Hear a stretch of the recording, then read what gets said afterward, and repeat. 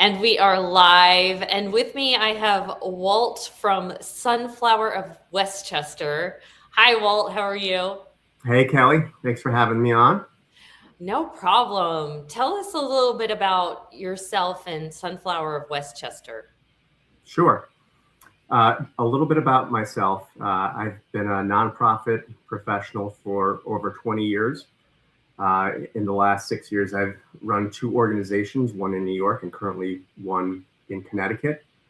That has given me the opportunity to really understand the inner workings of nonprofits and how fundraising and really how uh, the, the setup really works to be able to uh, not only bring money in for an organization, but really set up an organization.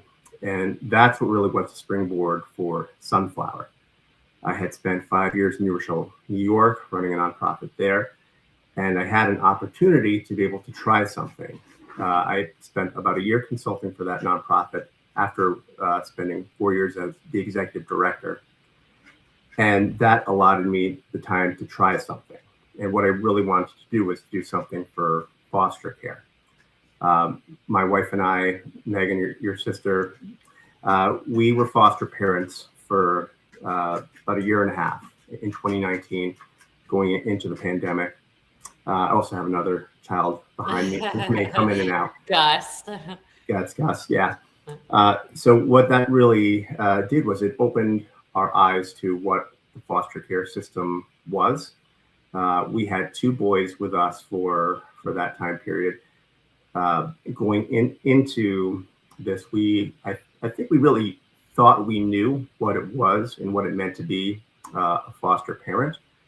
But as much training, as much as we thought it was going to be, it was really a very different experience for us. And it was really a great experience. But we always say it's one of the hardest things that we've ever done. And that's true. But it's also the best thing that we've ever done. Uh, Yeah.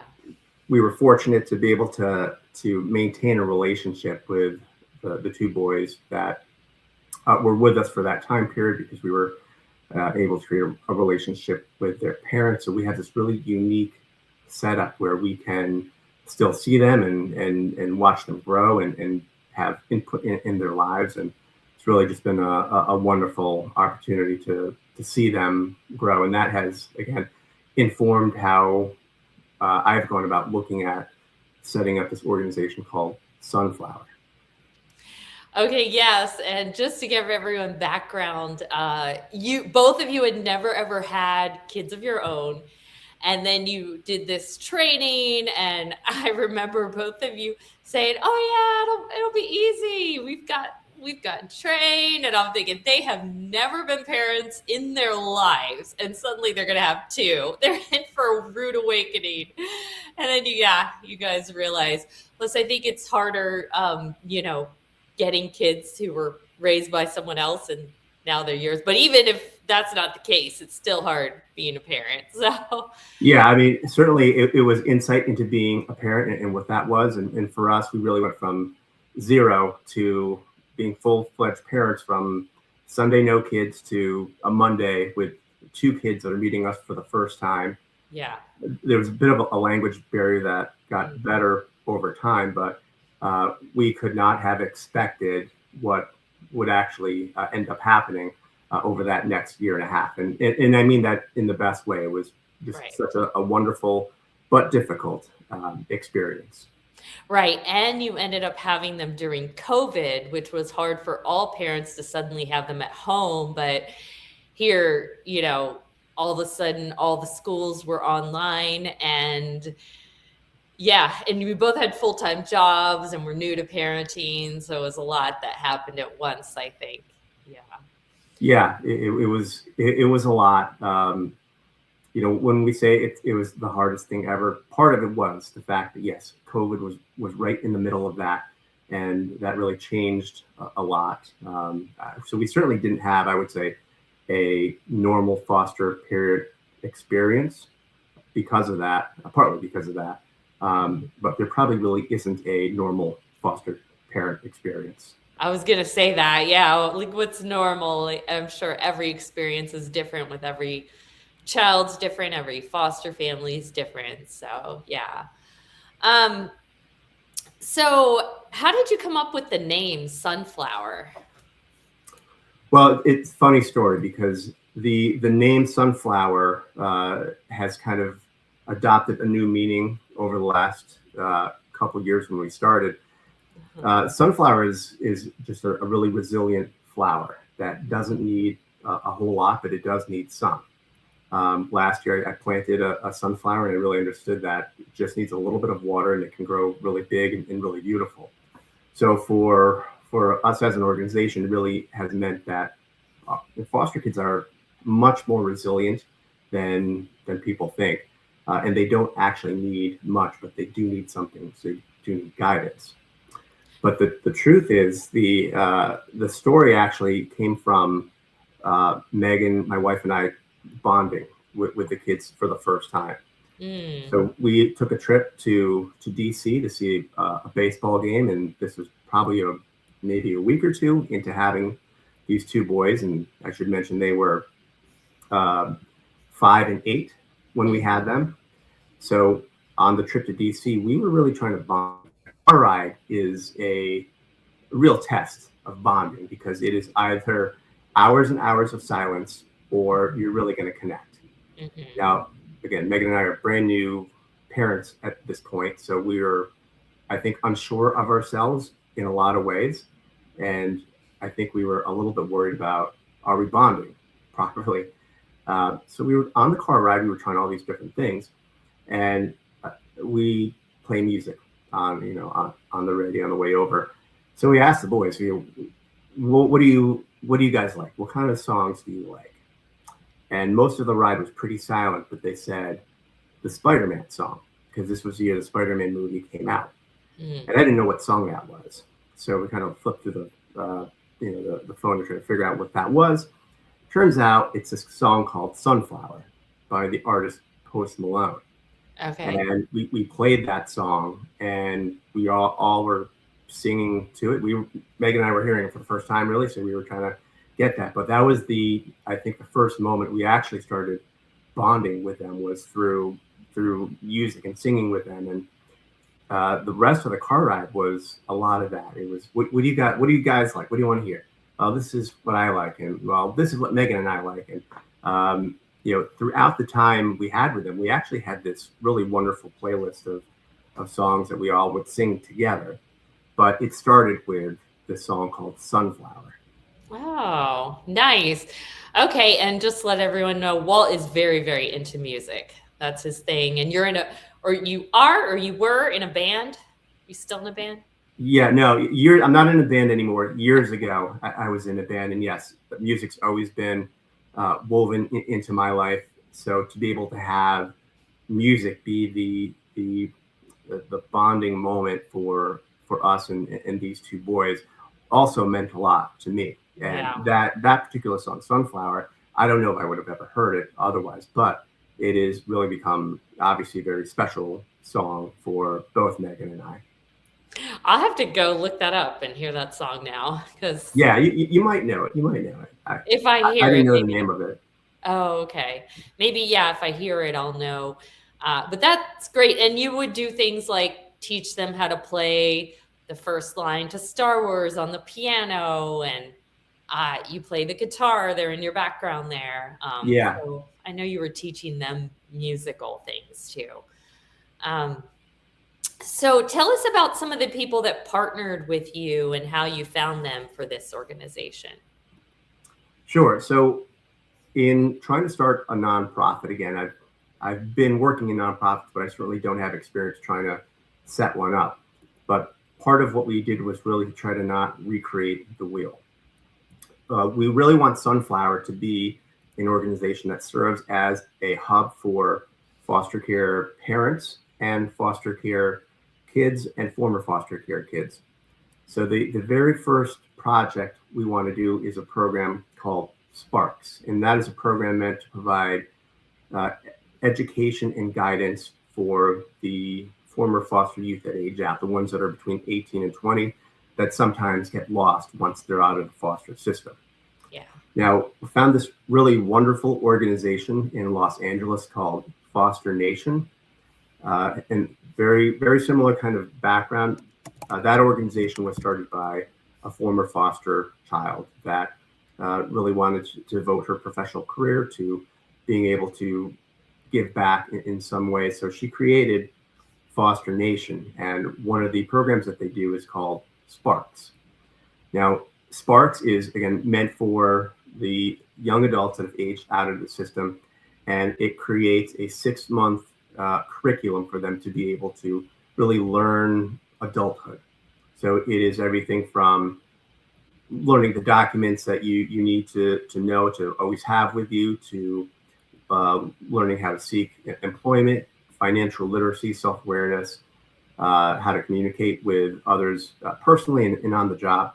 And it's really meant to take the place, as much as you can take the place, of the guidance that we all had growing up from either our parents or other parental figures, or someone that may have kind of mentored us along the way. And that also goes along with a mentor component to the program. Yeah, so my own kids are young adults and going through this stage right now, and I just couldn't imagine them not having anybody or anything. I mean, my daughter did a lot of her own applying to college and jobs all on her own, but she knows I'm always here if I need her, or you're kind of guiding them, or even just helping them financially, especially this day and age with housing and rent prices the way they are. You know, a lot of Gen Z are living at home a lot longer than, they used, than maybe the millennials and Gen X did. But yes, I couldn't imagine in foster care just being like, all right, you're 18 or 21, depending on the state, go, you're on your own. And they don't know basic things, or they don't have someone pushing them to get a career, go to college, get a job. I don't know how I stumbled upon it, but one time I stumbled upon a YouTube video where a girl was living out of her car and she was former foster youth, so um, they just Well, don't have that support. that's very true. And earlier when I was talking about what really pushed me to try to start Sunflower, yes, it was that we had experience as foster parents and understood the inner workings of the foster care system and saw some areas that we felt weren't addressed. But the other part of that was being in running a nonprofit organization. One of the things that organization did at that time was it was working with the neighboring shelter. And as part of that program, we'd have men and women from the shelter come into our place during the day to be able to get food and shelter. But what I really saw was a lot of people were coming out of the foster care system, particularly saw some men coming out of the foster care system, young men that were really just getting lost. And it occurred to me that there really wasn't a whole lot of support for the young adults when they turn 18. They're very much on their own. So part of the precipice of Sunflower was that, yes, we can try to do something to help that. We can't get everyone, but one of the things that we felt they're missing is basic guidance that we all had from our parents. You said it before. Imagine being 18 and really being on your own and trying to find jobs and hold down a place. It's a unimaginable prospect. Mm-hmm. So this is really meant to be able to support that, to help a little bit, to give some guidance, give some support, so that there are less that end up in the shelter care system. Right. And yes, and I volunteered at your the food bank you work for one time. That was a good experience. But I guess a lot of people think the stereotypes of someone who's homeless or poor, not having a job, is that they're lazy, they're on drugs, and but some people have very unfortunate circumstances, or even I think about how if something happened to me right now, I could that would make me homeless. I could go live with family, but someone aging out of the foster care system doesn't have something like that. And so yeah, and is it, so what is it in your state in New York? Is it 18 or 21 where they're kind of on their own foster care? It's 18. However, there are some services that will help them past the age of 18. There are some housing programs. And there's a smattering of services that are available to young adults that age out. But again, when we're talking about someone that's 18, has not been able to connect with a family, they've really been out on their own for quite a while, it's hard to just say, look, there are 15 different things that you can benefit from and just leave it to them. We really think there's got to be some mentorship there. There's got to be some hand holding. There's got to be some accountability to really help them to access some of those really great services that can help them down the line as they become older adults. But it needs to be there, and someone needs to be able to do it. Right. And sometimes maybe they're unaware or don't know how to find these programs, but, and then you also said you can't help everyone. I think, have you heard of that starfish story? I don't think so. Oh, okay. Where the guy's like picking up starfish and throwing them back into the water, and somebody's like, you're not going to save all those starfish. And he's like, no, but I saved that one. So that's what your organization, yes, your organization can do. Obviously you can't save everybody, but you're going to try to save who you can. So, right. And just, you know, I think about this weekend, I had to remind my own son a couple times, like, okay, now it's time to apply for some colleges, and they don't have somebody, you know, holding their hand and telling them they need to do that. So, yeah. So we kind of started talking about the mentorship program already through Sparks, which I'm going to do. It sounds like a really good program, and I can't wait because I kind of have thought about how I've wanted to help out in foster care, but just having kids in my house is not in the cards right now. So I think this is a great way to help. And it's all online because I don't live near you at all, but I'm still able to do it. So you're starting your first cohort in March. Do you still have room for more people to join that one? Well, we do. We have room for more attendees, participants. We call them mentees. Mm-hmm. As far as coaches go, once we get the full cohort of mentees, we're going to do a pairing with the mentors and the mentees. Mm-hmm. And what that means is we're going to try to find commonalities that we think will help in that relationship between the two. Oh, so we like to actually have more coaches available than mentees, because again, we're looking for opportunities for not only bonding, but the idea of the mentor is to really to check in with them, to be a platform for them to ask questions that, again, we got to ask our parents, but they don't have that. So they might not ask questions because they feel like they don't know anyone, or they feel like it might be too silly. And because of that, we like to have more mentors available, because this is the very first cohort that we're going to do. So I actually need more mentors than mentees, because if we don't have a coach that will fit this particular round, we're going to have another round. So we certainly have room for mentors at any given time. Mm-hmm.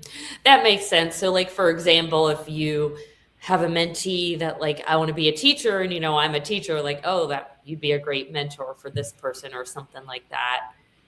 Is that what you mean? Like, yeah, precisely. You know, it could be anything from any commonality from what they might be interested in, their ethnic background, male, female.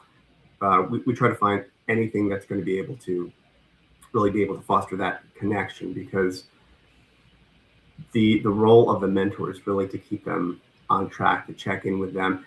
And if they're able to find something within their mentor that they can gravitate toward, we think that actually helps with their participation and that relationship between the mentor and mentee.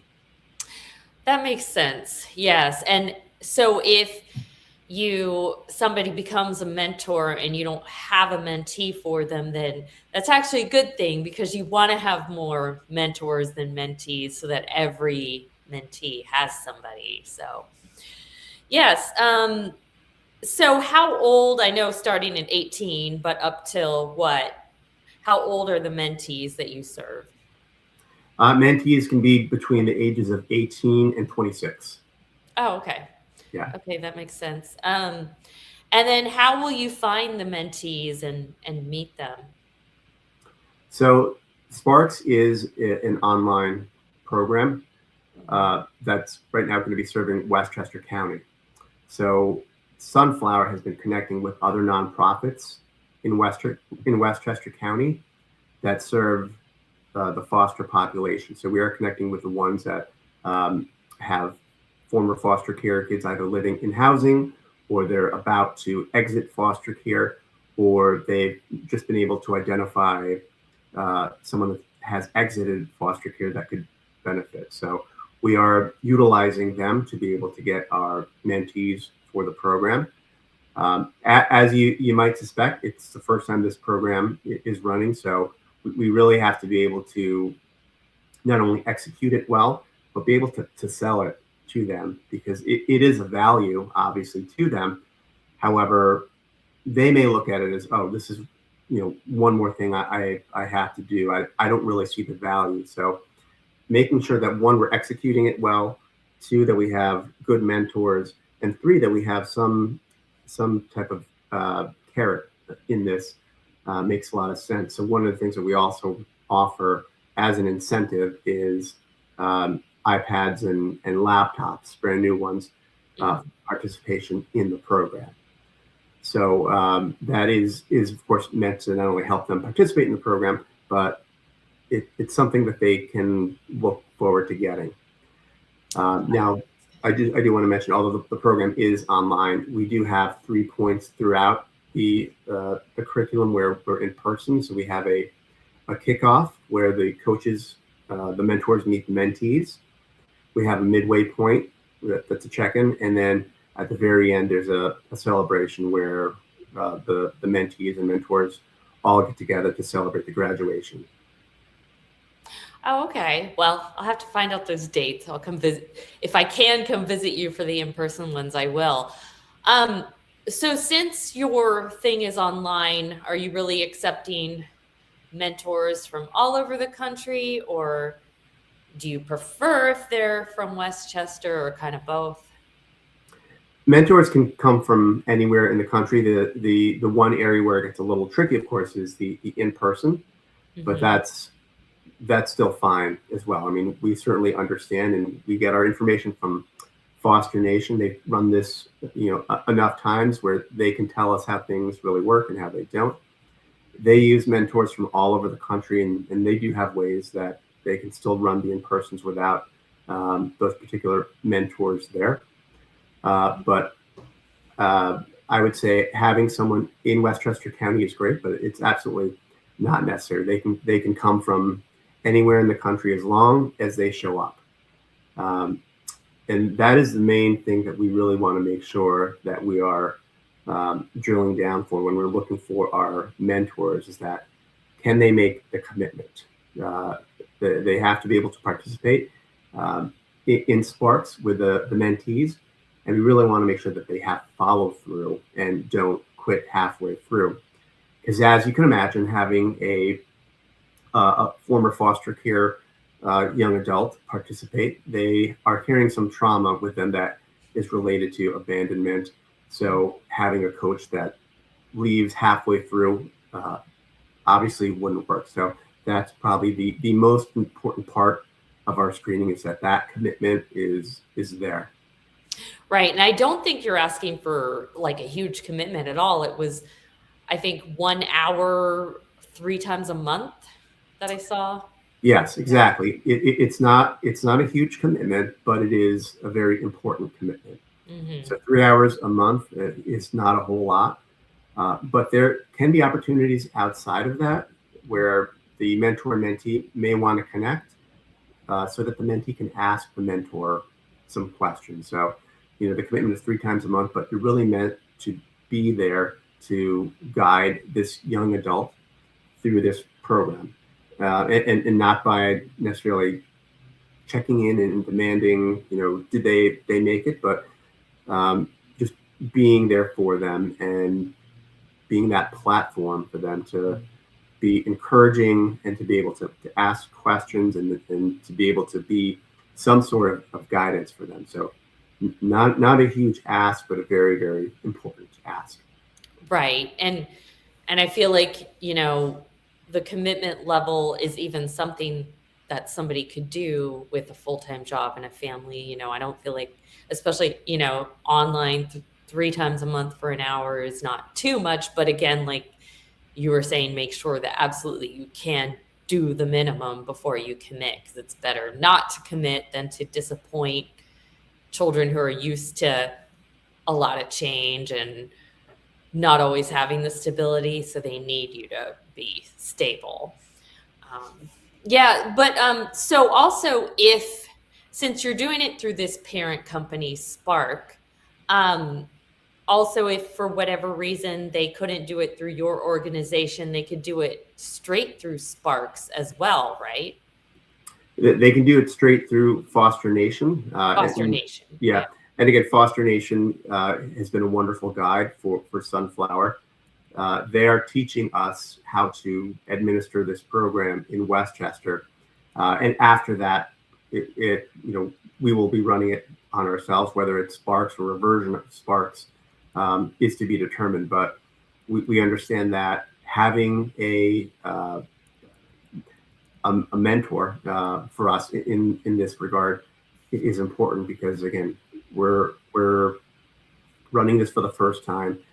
We're trying to make our name for ourselves in Westchester County, so we want to make sure that we do this right. And again, having to not recreate the wheel and just utilizing what Foster Nation does it is a big help for them. So I'm also a big fan of this organization. So yes, if you cannot mentor for Sunflower, yeah, you can mentor for Foster Nation, and they're doing the same work, and doing it really well. Right. And I think in this kind of area, unlike business, you're not competing because everybody just wants the best for foster children. So here they're willing to help you, or you're like, or maybe if you live in California where Foster Nation is located, that might be better to go straight through there. So yeah, everybody's just trying to help each other because you all at the end of the day want to help foster youth. Um, so, is there anything else you want to tell us about Sunflower or foster care, yourself, or Foster Nation? I would just say that, just recapping, the experience that Megan and I had as foster parents, it was a really wonderful situation. We have this incredible bond with these two boys, and we have been able to watch them grow. But we were able to do that because we became foster parents. So I would recommend that anyone that is thinking about becoming a foster parent, seek it out. It's a really wonderful experience. There's no guarantee what type of experience anyone's going to have, but if you are actually invested in the betterment of helping a young person try to transition out of a really difficult, traumatic situation, and you have the stability to be able to do it, you actually have the opportunity to make a life-changing choice for someone.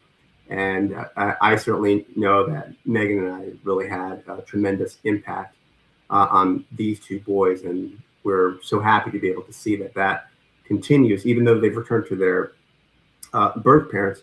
Their birth parents did certainly a 180 to try to be able to become the parents that they really were meant to be, and they did that. So kudos to them. Kudos to them also for being open to having a relationship with the foster parent, because that's also unusual.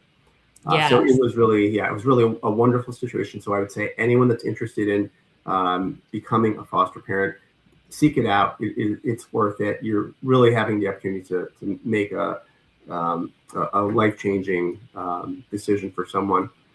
And anyone looking to support our work in Westchester County, seek us out. There's lots of ways to help us. Of course, volunteering is great for us. Being a coach, a mentor is fantastic.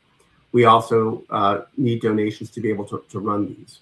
We have a board of directors. We are funding most of this ourselves right now with some grant funding, but this is all done in our spare time. We all work full time. This is done on nights and weekends. So any support that can be given to donate to our cause is really helpful, and getting the word out is helpful as well. So tell people about Sunflower of Westchester. We believe we are at the very beginning of doing something really wonderful.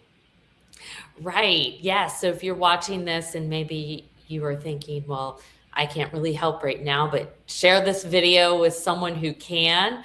And yes, I also wanted to comment, I think it is wonderful that you both can still have a relationship with your foster kids, because not everybody does that. Not every foster family allows that. And I would say you guys have like an aunt and uncle relationship, which is really special. And you still get to get together with them and see them. So that's really good. Yeah. Yes. Well, Walt, thanks for coming on and talking about Sunflower with me today. Kelly, thank you for having me on. And look, I love the opportunity to talk about sunflowers, so I appreciate it. Yes, no problem. Maybe we'll do an update later on down the line or something. Sounds good. All right. Bye. Thanks. All right, take care.